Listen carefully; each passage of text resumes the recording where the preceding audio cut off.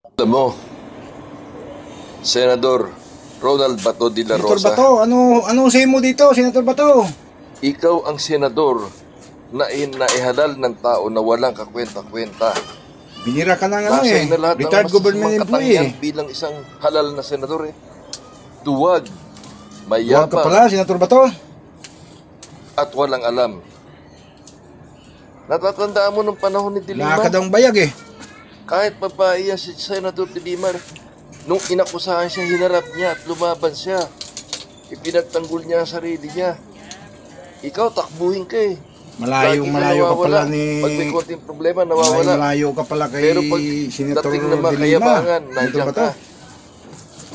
Di ba hinahamon mo si Senador Trillanes? Na sinabi mo, Senador Trillanes, come here, make my day, ikaw pa magposa sa akin. Eh nasa ka ngayon, hinayo pa kang duwag ka. Eh wala kang bayag eh. Naging chief PNP ka, wala kang bayag. Hindi ko alam kung saan kang planeta nang galing. Ubod ka ng duwag. Magaling lang kayo na magpapatay ng mga taong wala kalaban-laban dahil marami kayo at mga otoridad kayo noon.